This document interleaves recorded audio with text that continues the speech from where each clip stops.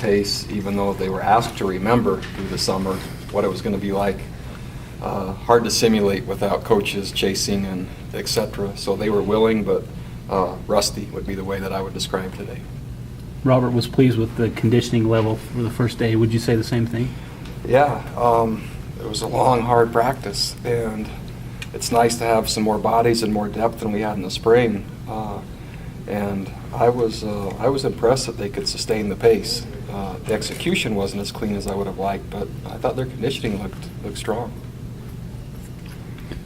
When that offense stalls out and goes 3 and out like that, it puts a lot of pressure on your defense. Yep. Is there any concern as a defensive guy about that situation? Yeah, it's a team approach. We've acknowledged from the very first day that Robert and I got back together, if you look at the statistics of speed, tempo teams offensively, it's going to average about 16 more defensive plays than we played last year, 16 to 20.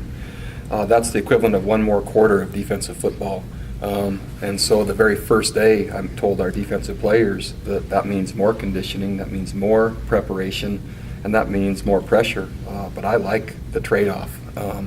It might not be the same equivalent statistically, but I think it's good for our program. And so we've been preparing for it from day one. That will test your depth. Do you feel better about the depth you have this year than you have in the past? On day one, man, my defensive room was full today, which I can't say it's going to end like that, but too deep right now. I feel pretty confident.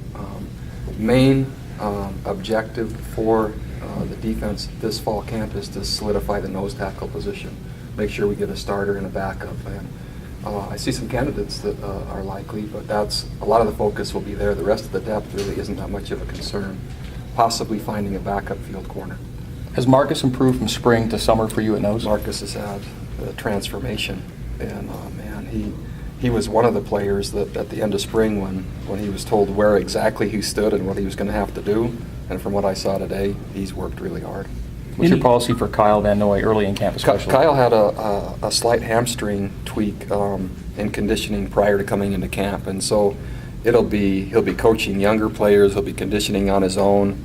Possibly 2 weeks from now we'll ramp him up to give him maybe the last week of camp, then game week, and he should be ready. But the risk versus the return right now, hamstrings take a long time, and I'd rather not make it worse if possible. What about Mike Haig? Mike Haig, you'll have to talk to Jeff exactly. He's ahead of schedule, but I don't know what his estimated return is. I don't anticipate him for Virginia, but there is an early season return. You'll have to check with Jeff on that one. Coach, thoughts on the cornerbacks? There have been some depth issues. Where do they stand first day? Corner? Yeah, corner. Yeah.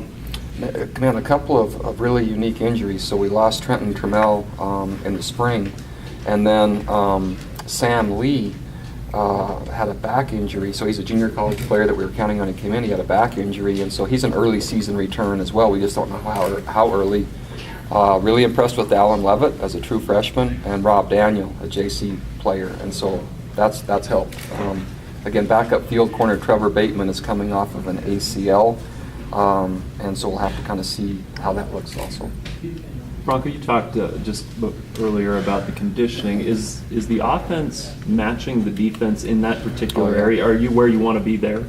That happened in the spring. I mean, that transformation was pretty amazing because I think we run hard to the ball and we play good defense, and that takes you being fiercely conditioned. And in our pursuit segment today, the offense did a really nice job, and so I think the mindset and the preparation from a physical perspective is the same. Certainly they don't have as much time together and execution together, but I think they're preparing for it and have prepared for it. Expectation for Michael Alisa right now? Yeah, Mike is expected to be able to play for the Virginia game. 2 more weeks with non-contact cast on, and then he'll be ready to go. So he'll probably have 10 days before we play. Bronco first day of 2013 class. How'd some of you guys look out there the first day? Stunned, dazed, confused, tired, wondering what they've committed to. But enough ability, and they'll ask me next Saturday, and I think I'll have a different answer, but they made it. You guys got a lot of kicks up today. We did. Thoughts on kicking game just very early? Yeah, it needs, we have a difficult schedule. We anticipate close games, and we're going to need to possibly kick extra points and field goals to win. We have 3 kickers in camp, and we intend to add more focus to it like we did today. There were 3 special teams periods, and you'll see that from now all the way till we play. And we'd love to find consistency and what we can, where we can kick from, and who's going to do it.